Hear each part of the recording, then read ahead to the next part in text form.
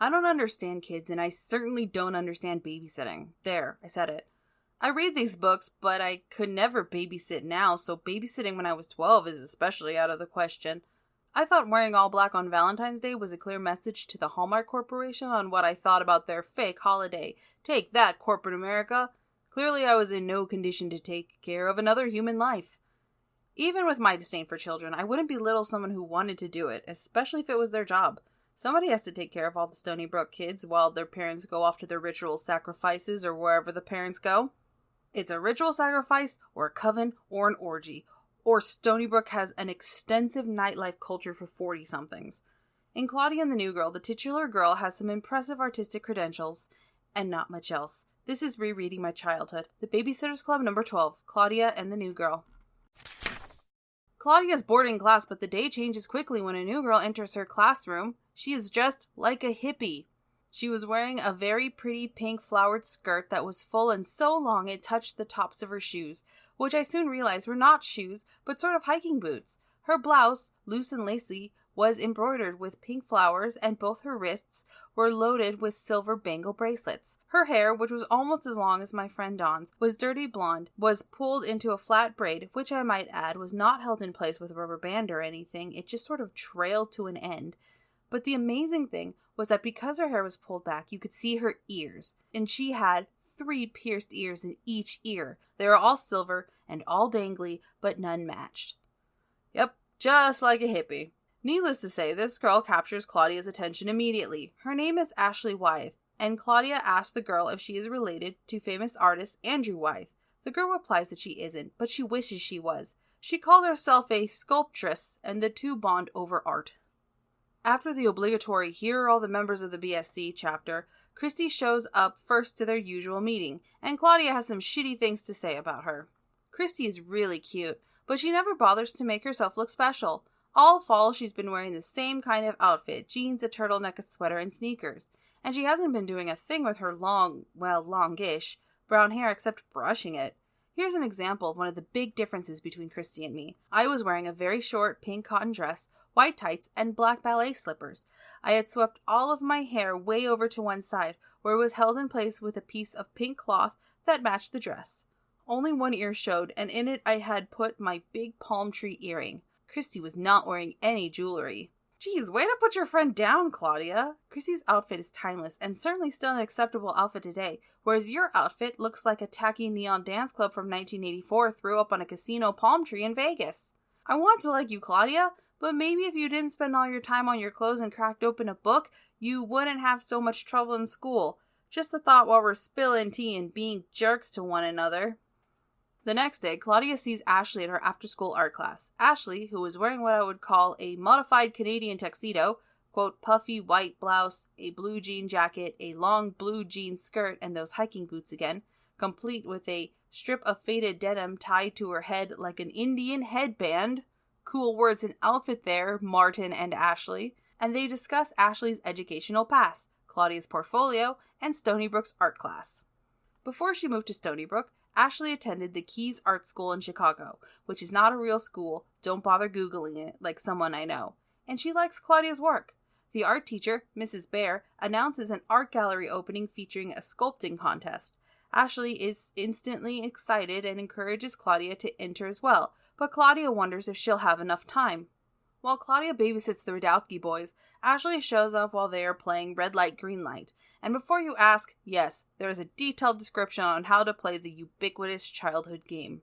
Apparently, Ashley had just moved in next door. "Why do you have to babysit?" Ashley asked me. The boys looked somewhat hurt. "I don't have to," I replied. "This is my job. I love babysitting." I told her about the Babysitter's Club and how it works and the kids we sit for. "What do you do in your spare time?" I asked Ashley. "I paint or sculpt," she replied. "I mean, what do you and your friends do?" "Well, what did you guys do in Chicago?" Just my artwork. That's really what's important to me. I had one friend, another girl from Keys. Sometimes we painted together. The only way to develop your talent is to devote time to it, you know? Ashley is dedicated to getting her 10,000 hours before she turns 16 and is aged out of the art world forever. At lunch the next day, Claudia invites Ashley to sit with her friends, the BSC, but she doesn't want to, saying she wants to discuss art with Claudia and their entries into the sculpture competition. They decide to go to a watercolor exhibit in one of Stony Brook's galleries, but only on the condition that they leave early enough for Claudia to be home for the BSC meeting. Of course, Claudia is late for the meeting at her own house. Ashley just didn't want to leave the museum. Christy chides her for her tardiness, and Stacy expresses jealousy over the time Claudia has been spending with Ashley. Any potential jobs Claudia could have taken are given to Marianne and Stacy. Claudia is remorseful, especially at the way she disappointed her best friend. Then we get our first handwriting chapter, which belongs to Dawn at the Perkinsons' house. She gets a call from Jeff, who admits he got in trouble in class for throwing an eraser across the room, sending the room into chaos, and breaking a mosaic that cuts a kid. Nothing too serious. I think I would have remembered a BSC title like Dawn and Her Brother's Attempted Murder Trial. Dawn is forced to schlep Mariah and Gabby, the Gabbers Perkins, in a red wagon to Jeff's school, and they have a conversation with Ms. Besser, Jeff's teacher. "I'm Dawn Schaefer, Jeff's sister," Dawn explained why she had come instead of her mother. "And I," spoke up Mariah, "am Miss Esmeralda. I run a beauty salon. This is my assistant," she added, climbing out of the wagon and pointing to Gabby. "I am Miss Gabby," said Gabby. "Would you like a makeover?" Mariah asked Miss Besser. "Oh, not today, Miss, Esmeralda," supplied Mariah. She turned to Jeff. "Would you like a makeover from our traveling beauty parlor?" "No way," replied Jeff, turning red. "I would like a makeover," Gabby told her sister. "Oh, good," said Mariah, and got to work. I love the Perkinsons. Long live Mariah and Gabby the Gabbers Perkins. Ms. Besser pulls Dawn away and says that they have a serious problem with Jeff, and she wishes she could have spoken with Dawn's mother. Dawn sends Jeff home, and she returns to the Perkins residence with the girls. We're back to Claudia, who is, once again, neglecting the BSC to eat with Ashley, where the Keys alum herself says the most pretentious thing a 12-year-old could say. Quote, "I'm an artist, and my craft is calling." I felt myself cringe when I read that, and I cringed even more when I thought about all the stupid shit I said when I was 12 years old. Ashley goes on about how she wants to sculpt an inanimate object and they should go to another exhibit on the day Claudia has a club meeting, of course. After the exhibit, Ashley freaks out over a fire hydrant in the middle of the sidewalk. Then she starts pointing out everything around them, like gum wrappers and traffic lights. Ashley encourages Claudia to sculpt a traffic light because of, quote, "the power it holds. It controls the traffic. It can make people late. It can prevent accidents. It's a little box doing an awfully big job." The pretension meter went off like crazy. My partner said I wasted my money on that thing. Well, guess who's wrong? I did use it. Like a traffic light. It's a little box doing an awfully big job.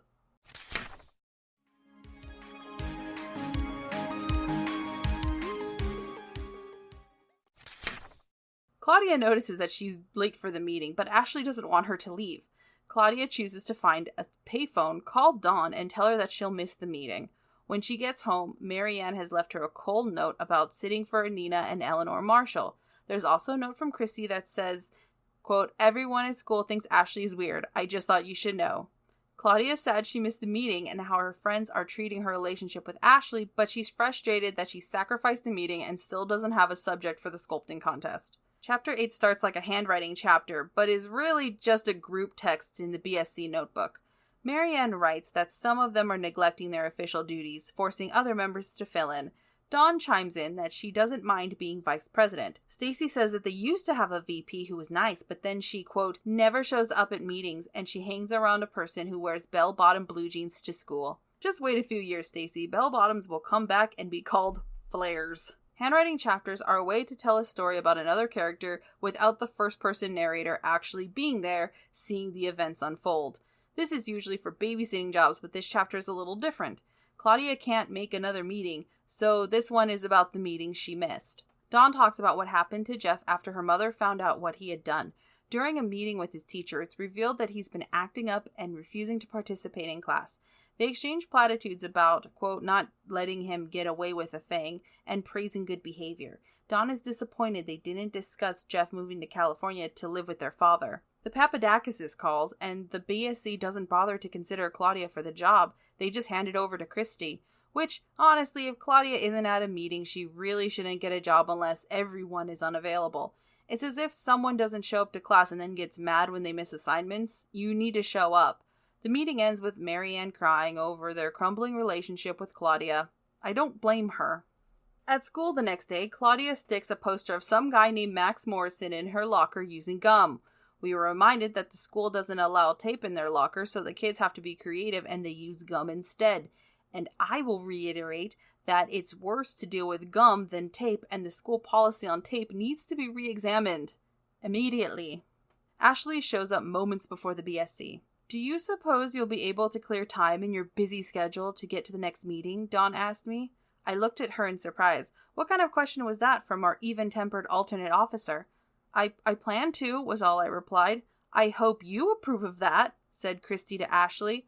Ashley still looked awfully uncomfortable. Claudia, she began uncertainly, and then seemed to gain confidence. Claudia is an artist. Oh, don't remind us, interrupted Christy. She's an artist, Ashley went on, and she needs to spend time on her work. What are you, her tutor or something? Asked Stacy. I'm her mentor, replied Ashley, as serious as always. Oh, the douche chills. If Claudia is going to develop her talents to the fullest, and I think she can go a long way in the world of art, she has to devote as much time as possible to her art, Ashley finished. Okay, slow down, 12-year-old mentor. Spending time on anything else, especially babysitting, is just a waste. Hey, said Christy, turning angrily to me. Does this mean you're quitting the club? It would be nice if you let us know. We'd like to hold meetings somewhere other than in your room if you are. And of course we'll have to give our clients our new phone number, make up new flyers, all sorts of things. I'm not quitting the club, I exclaimed. Could have fooled us, said Stacy. They storm off and Ashley says, Who needs friends when you have art? Claudia misses more BSC meetings and blows off a shopping date with Stacy to go to Ashley's house. The rest of the BSC decides to get their revenge on their former best friend and vice president. They are going to systematically kill everyone around Claudia until it drives her insane. No, I'm just kidding. That's more akin to Fear Street. Since the BSC meetings are held in Claudia's room and they're in her room without the artist herself present, they misplace her things, like putting crackers in an old purse. So Christy and Marianne short-sleeved my bed. Was I ever mad that night when I discovered what they'd done? I was dead tired because I stayed up trying to catch up on my homework and read the 21 Balloons, another Newbery book. By the time I was ready to go to bed, I was so sleepy I could barely turn my comforter back. When I did and I slid between the sheets, my legs only went halfway down. I kicked around. I couldn't imagine what was wrong. Finally, I lifted up my comforter and looked. I couldn't believe it. Pinned to the sheet was a note that said, "Ha ha, sleep tight." Got her, Christy. Claudia was mildly inconvenienced. At the end of the meeting, Stacy posits that Ashley likes Claudia because she's an artist, not because Claudia is Claudia. A few days later, once again while babysitting the Radowski kids, Ashley visits Claudia. Ashley questions why Claudia spends her time with the children and actually encourages her to just, leave them and go with her and sculpt a donut or whatever the fuck Ashley wants to do. Ashley's ice blue eyes turned icier. This is the thanks I get for what, Ashley? What did you do that you expect thanks for? What did you do that you wouldn't have done just because you're my friend? I taught you about sculpting.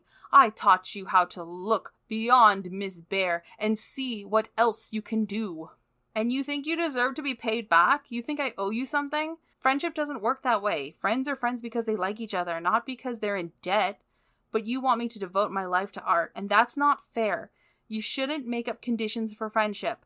Besides, there's more to my life than you and art. I'm not giving anything up. Ashley regained her cool as quickly as she lost it. You mean you're not giving anything up just for me? Because I'm not important enough to you. That's what you're saying, isn't it? Well, I'll tell you something, Claudia Kishi. You are ungrateful and foolish, and you don't know a thing about being a friend. If I were Claudia, I'd just wipe my hands and say, good riddance. Then I'd go apologize to the BSC and end the book.